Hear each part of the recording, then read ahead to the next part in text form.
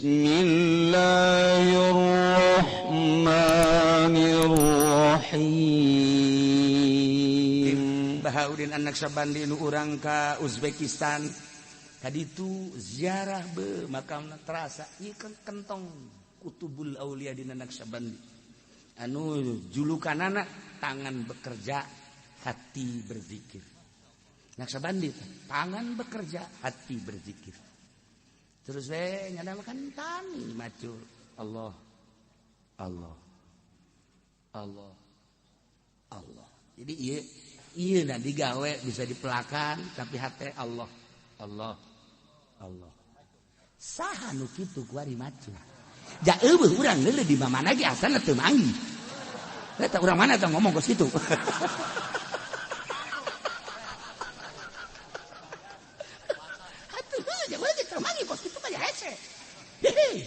Atau orang nimbang bismillahirrahmanirrahim nimbang gula di jero hate mah Allah Allah Allah Allah Allah Allah. Di mana anu aya nu kos kitu ge hese. Aya bau di hutan Allah. Allah. Asli bau di mana? Mantap petani ulu. Nah, di Uzbekistan teh bubuahan bunungaran anggur, bunungaran aprikot asli aprikot. Aprikot eta bubuahan asli pepelakan Imam Bahauddin anak Syabandi aslina eta ngandung rahasia-rahasia mahal dijual di Mekah ge aprikot anu encan dimodif asli masyaallah nya amis nya seungit nya eta teh ngadaharna aya aturan kos korma ajwa kangjeng di daharna 3 qobla subhi bakalna muncar tapi nu asli pan kieu cenah ngomong nu asli jeung teu asli kuari mah tamur eta bisa jadi ajwa. Ulah ngobrol di Madinah, ieu korma-korma nu biasa bisa diajwakeun, dimodif gara-gara orang Indonesia kana tolol tuh orang Indonesia. Urang Indonesia mah teu nipu teh dipekake terus bae. Diajwa-ajwa. Oh, aya nu semu-semu ya nyaho bae kuari mah lain asli. Nu aslina ajwa kangjeng tanahna ge khusus cara cabe, cara jeruk eta teh di tanah-tanah tertentu sanajan Garut segarut kabeh. Nah, kuari ieu aprikot eta teh pepelakan Imam Bahauddin di bedaharna memeh subuh 3 sarua jeung aya rahasia-rahasia buah aprikot. Tapi ulah nu geus di naon kitu modif ulah asli. Eta melake Allah. Allah. Geus dileuweung bae kan Imam Bahauddin. Dileuweung nya aku dileuweung bisa ngobrol jeung manuk. Jeung manuk teh ngobrol. Jeung hewan-hewan teh ngobrol jeung bajing.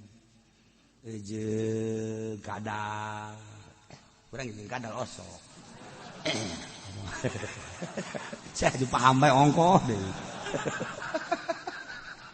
Heran ya jadi pala linternya murid aing ieu. Jadi ngomong kadal teh jedek. Oh iya.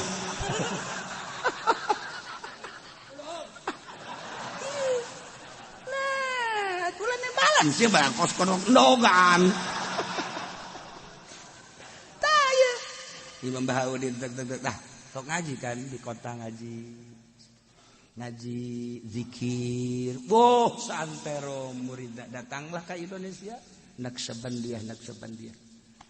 Ieu mah keur caritakeun nyana kas keur ngaji kieu. Kan ngaji ahli Allah mah ruhani nu dibawa teh sanajan fikih sanajan tauhid nu dibawa teh ruhani jadi ka Allah ke henteu ilmiah nu saluluguna ilmiah Imam Bahauddin keur ngaji jol memanu kikituan masyarakat teh ngobrol dan kadang kieu bae bari mah kieu bae cek nya geura balik bae ke kula ngutus cek nya ulah ngutus ku saha mun ngomong urang mah kudu mama bae ka ditu. Da tuh geus bae ngaji stop wallahu alam bisawab. Berangkat bae nya. Barang berangkat horenganan ka hiji bangunan deket masjid aya majelis taklim.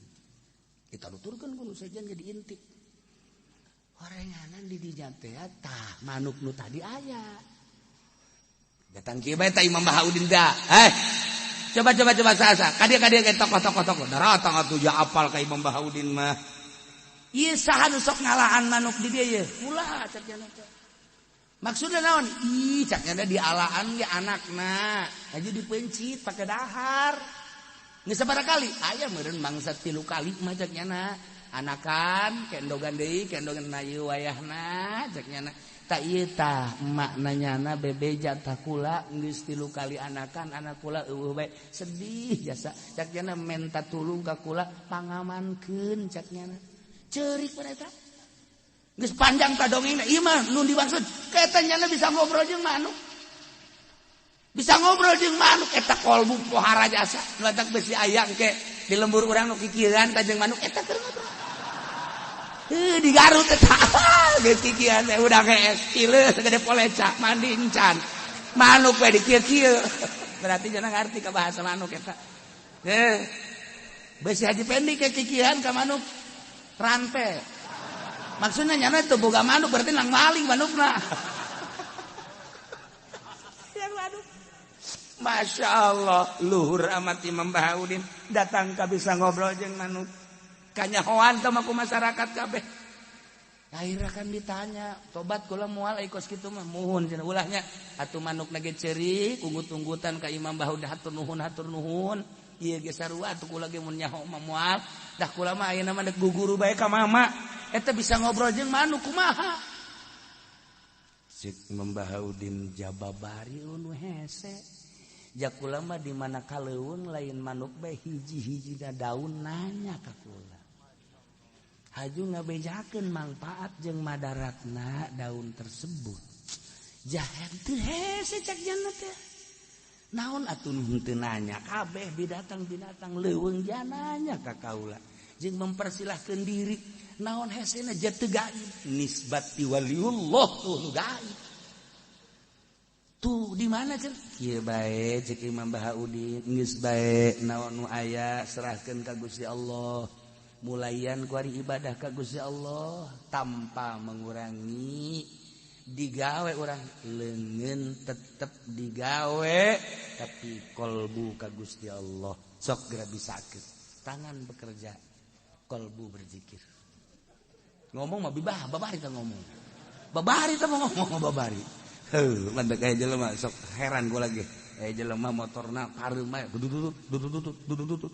Asal diselah dudut terjadi. Geus bae. Esengna ti isuk datang ka dohor datang ka asar. Ah ini ka kiai bacakeun. Enta cai kiai kunaon motor teu lempang deuk. Bengkel, tah mah urusan atuh lain cai. Ulah ge seuri bae. Sia salah atuh. Kos kitu atuh bengkel tah mah urusanana. Kabel. Atuh kunaon minta cai ka dieu lah cek kitu ka moal mangga ka kiai bae cek moal ka bengkel cek. Emang kunaon teh boga duit. Eta ku aing dibere duit teh ka bengkel teu kalau lain eta maksudna kula mah lain minta cai bae. Ya teu cai teh ya cenah. Ieu mah mesin kan urusan.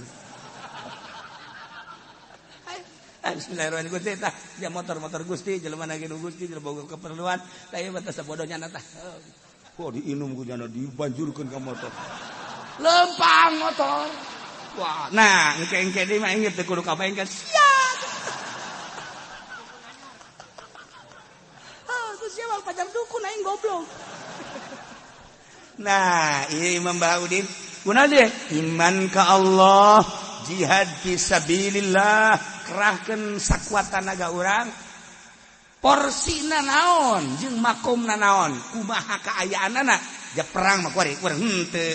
Tapi naon kurang nu bisa diperjuangkeun kuari? Di lembur mungkin keur ngabangun masjid, mungkin keur ngabangun pondok pesantren, mungkin keur ngabangun majelis taklim, neuk muludan, ulah dideuleu duitna. Tah sia lur Kangjeng Nabi na dideuleu.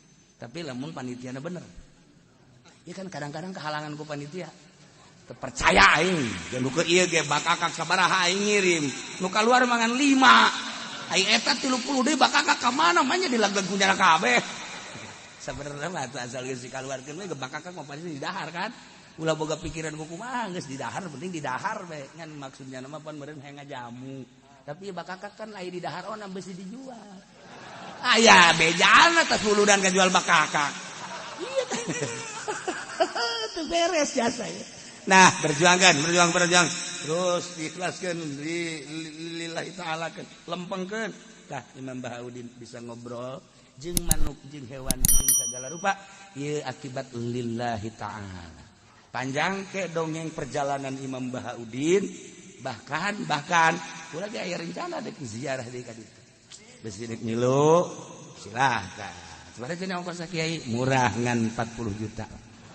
Eta cenah kula mah bisa bogana ngan 10 juta diajak datang ka Singapura agag sia. Iyalah jelema anu bahagia anu iman ka Allah berjuang jeung Kangjeng Rasulullah bakal bahagia diberi jannatin tajri min tahtihal anhar khalidina fiha dzalikal fawzul wallahu a'lam.